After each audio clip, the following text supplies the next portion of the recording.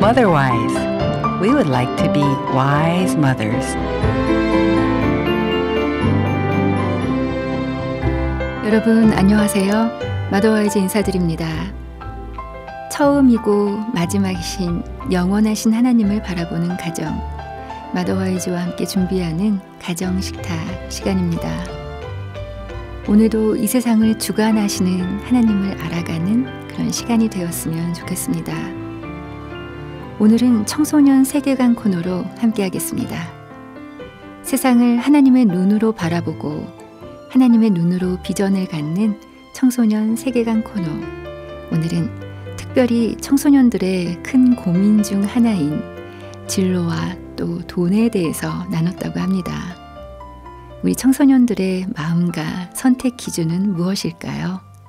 잠시 후에 들어보겠습니다. 마더와이즈 가정식탁 청소년 세계관 코너로 박용진 목사님과 중고등학생들의 나눔을 들으시겠습니다.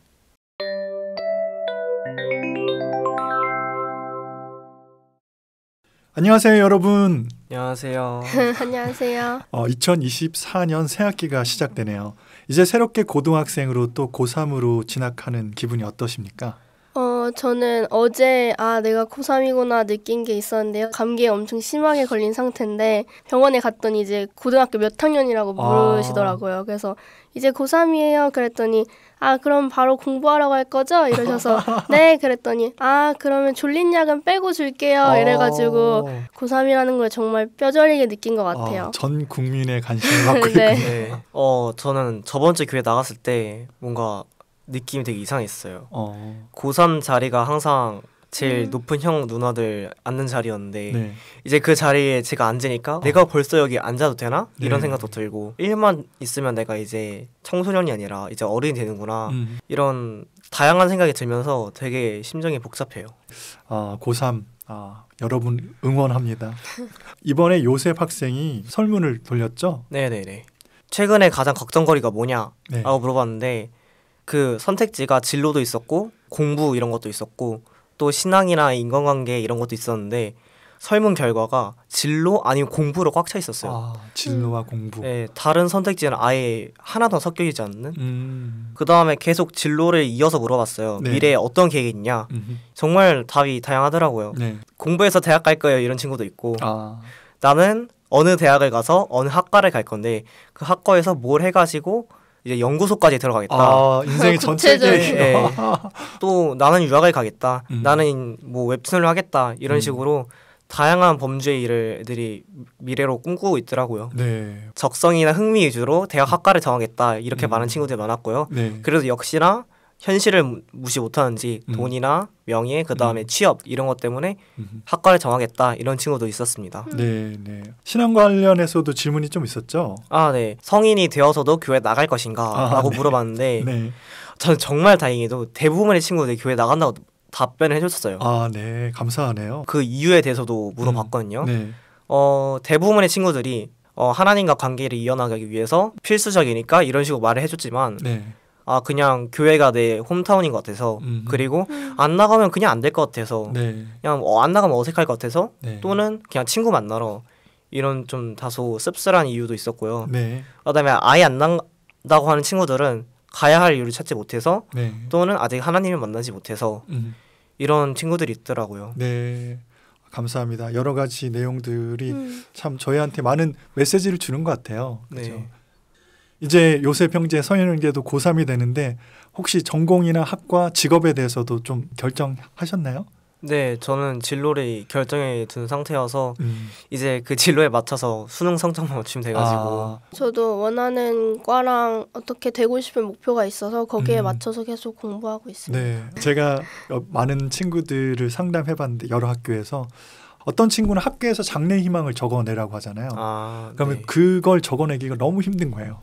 그래서 한 학기 내내 고민하다가 장래 희망 탐색 중 이렇게 계속 적어내는 친구들 많이 있더라고요. 직업에 대한 부담감이 많다고 느꼈습니다. 네. 네, 또 어쩌면 어릴 때부터 저희가 계속 이런 부정적인 얘기를 들어서 저희가 중학교, 초등학교 때만 해도 헬류선이니 취업이 어렵다느니 이런 얘기를 워낙 많이 듣다 보니까 네. 자기네 꿈이나 적성 이런 걸로 진로를 정하는 것보단 그냥 안정성, 돈 이런 걸로 직업을 자꾸 결정하게 되더라고요. 네, 맞아요.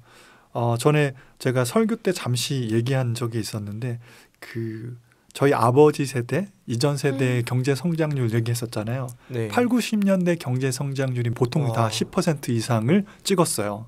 그런데 코로나 이전에는 2%? 그래서 취업도 영향을 많이 받잖아요. 네. 경제 성장률과. 과거랑 너무 다른 세상인 맞아요. 것 같아요. 어쩌면 아버님, 어머님 세대들은 취업 못하는 맞아요. 자녀들을 이해 못할 것 같아요. 그리고 대학교 입시 때문에 고민하는 자녀들에 대해서 이해 못하는 것도 있는 것 같고요. 다 이제 열심히 하면 돼라고 하시는데 이제 맞아요. 열심히 해도 이제 안 되는 거에서 오는 그 좌절감이 큰 것 같아요. 제가 듣기로는 한 문제 차이로 1등이 갈린다고 요즘에 그러더라고요. 돈이 있어야 학원을 다닐 수 있고 이제 좋은 정보를 빨리빨리 얻다 보니까 아무래도 과거에 모두가 다 열심히 공부해서 대학에 가는 것과 지금 이제 누가 더 빠르고 정확한 정보를 빨리 얻어서 그거 정보대로 공부를 해서 대학에 가느냐 맞아요. 이게 되게 달라진 것 같아요. 그래서 아마 부모님들께서 요즘 청년들의 상황을 이해해 주는 것도 참 중요하겠다라는 생각이 들어요. 세상이 너무 많이 바뀌었어요. 그렇죠? 네. 근데 동시에 저는 부모님들이 라떼는 얘기를 많이 하시니까 부모 세대를 증거 집단으로 생각해서 많은 염려를 더 하게 되는 것 같아요. 증거 집단이 뭐죠?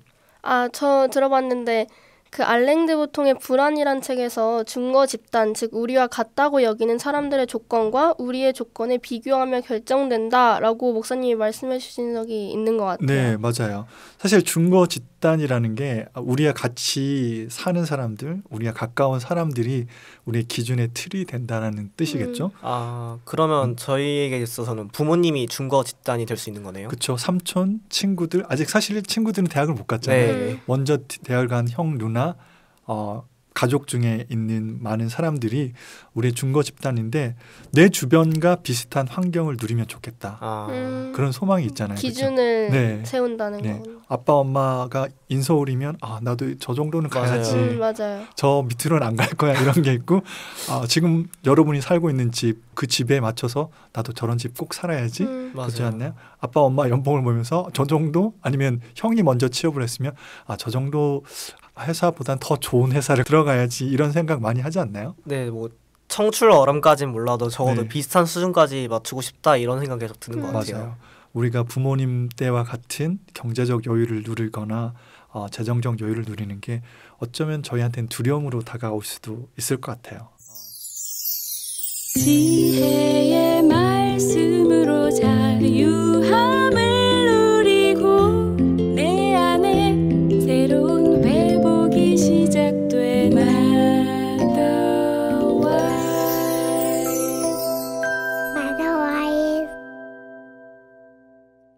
크신 하나님을 알아가는 마더와이즈 가정식탁, 진로와 재정에 대한 청소년들의 나눔을 이어서 들으시겠습니다.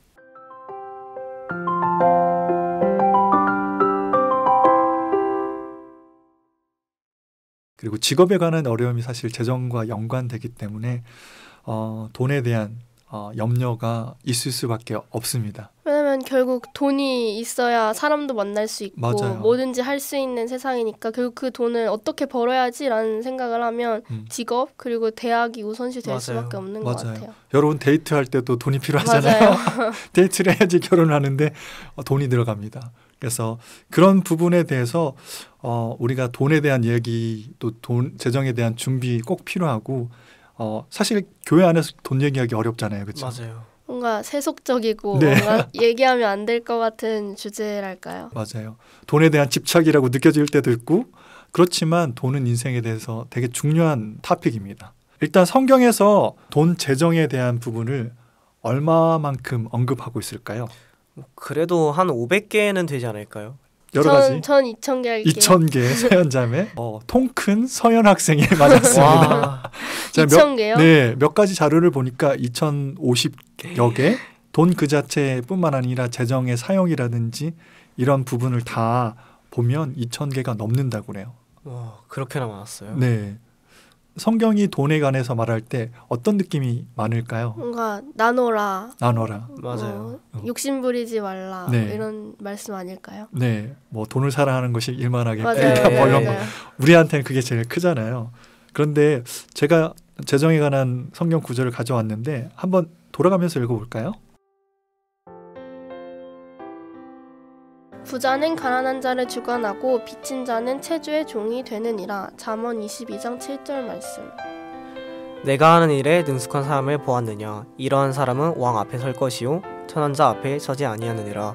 잠언 22장 29절 말씀. 게으른 자여 내가 어느 때까지 눕겠느냐. 내가 어느 때에 잠이 깨어 일어나겠느냐. 좀 더 자자, 좀 더 졸자. 손을 모으고 좀 더 눕자 하면 내 빈궁이 강도같이 오며 내 군핍이 군사같이 이르리라. 잠언 6장 6절에서 10절 말씀. 또한 제자들에게 이르시되 어떤 부자에게 청지기가 있었는데 그가 주인의 소유를 낭비한다는 말이 그 주인에게 들린지라. 주인이 그를 불러 이르되 내가 내게 대하여 들은 이 말이 어찌 됨이냐. 내가 보던 일을 세마라. 청지기 직무를 계속하지 못하리라 하니. 누가복음 16장 1절에서 2절 말씀. 너는 반드시 그에게 줄 것이요 줄 때에는 아끼는 마음을 품지 말 것이니라. 이로 말미암아 내 하나님 여호와께서 내가 하는 모든 일과 내 손에 닿는 모든 일에 내게 복을 주시리라. 신명기 15장 10절 말씀.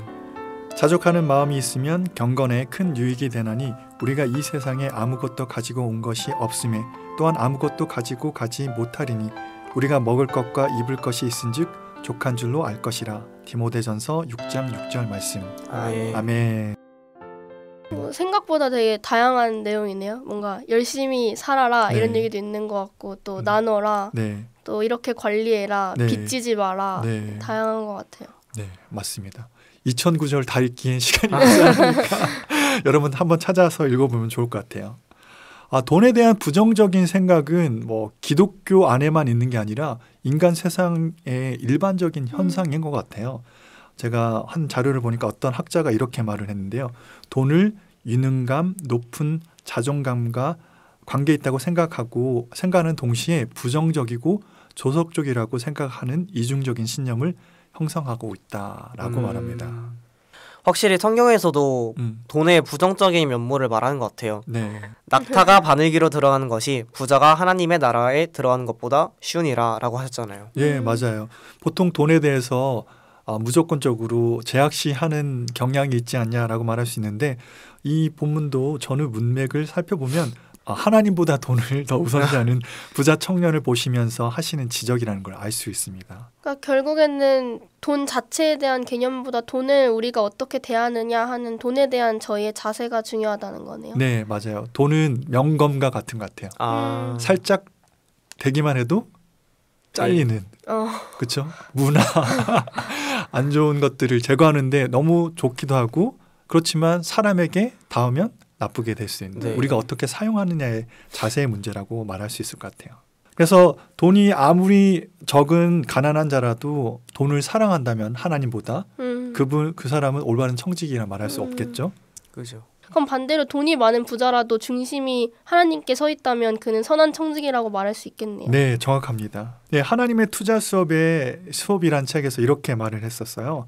내가 돈을 하나님 아래 종속시키고 있는지 확인할 수 있는 질문 2가지가 있는데 첫 번째는 줄이는 것, 두 번째는 누리는 것. 우리의 소비를 적절히 줄이고 가진 것에 대해서 누리고 이 2가지죠. 소비 자체가 현재 상태의 불만족에 대한 보상의 행위가 되는 것을 경계하라라고 말하는데 여러분 혹시 시험이 끝났어요. 그러면 뭔가 먹고 사야 될 것 같지 않나요? 맞아요. 네, 내 자신에 대한 보상. 재정 사용할 때 원칙을 나를 기쁘게 위해서 내가 제일 중심이 된다면 거기에 대해서는 한 번 더 생각해 보자. 그리고 두 번째로는 돈이 최고의 이익이 아니라 하나님이 최고의 이익이라는 사실을 인정할 때 현재에 만족하고 누릴 수 있다라고 소개하더라고요. 불만족해서 고3이 되면 더 불만족할 때가 많을 것 같은데 보상받기 위해서 무언가 사는 거 그 부분도 참 도전이 되는 것 같습니다. 저도 보상을 받고 싶은 마음에 소비할 때가 대부분인 것 같은데 뭐 스트레스를 받아서 친구랑 맛있는 걸 먹는다던가 아니면 내가 용돈을 안 쓰고 이만큼 모아놨으니까 이걸로 내가 사고 싶은 걸 사야지 이런 경우가 되게 많은 것 같은데 그게 잘못된 소비라는 내용이 되게 오늘 깨달은 점인 것 같아요. 네, 어쩌면 우리의 스트레스를 다양한 방법으로 풀 수 있는데 이 세대는 돈이라는 매개체로 스트레스를 매니지하거나 그게 우리의 감정을 다스리는 도구가 된다는 부분도 생각해 봐야 될 것 같아요. 자, 오늘 성경적인 재정관에 대해서 얘기 나눴는데요. 재정관이 잘 확립되고 또 삶에서 자유함을 누릴 수 있다면 참 좋을 것 같습니다. 어려울 것 같긴 한데 일단은 노력해봐야죠. 네, 할렐루야.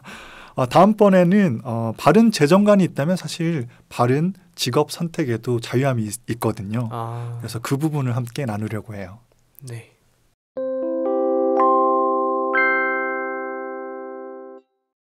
마더와이즈와 함께 준비하는 가정식탁.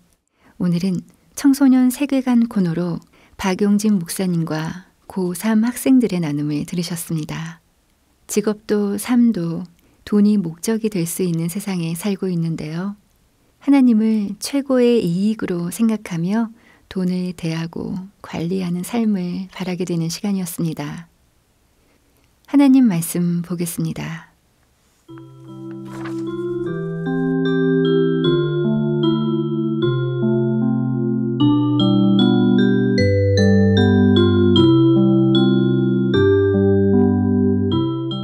내 영혼아, 네가 어찌하여 낙심하며 어찌하여 내 속에서 불안해하는가? 너는 하나님께 소망을 두라. 나는 그가 나타나 도우심으로 말미암아 내 하나님을 여전히 찬송하리로다.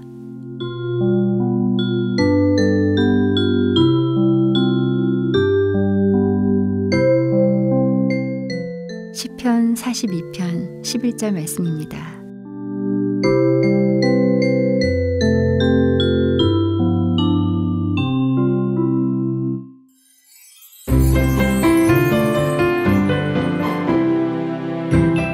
오늘 마더와이즈는 여기서 마치겠습니다. 함께해 주신 여러분 감사합니다. 마더와이즈는 다음 주에 다시 인사드리겠습니다. 주님의 눈으로 세상을 보는 복된 한 주 보내시기 바랍니다.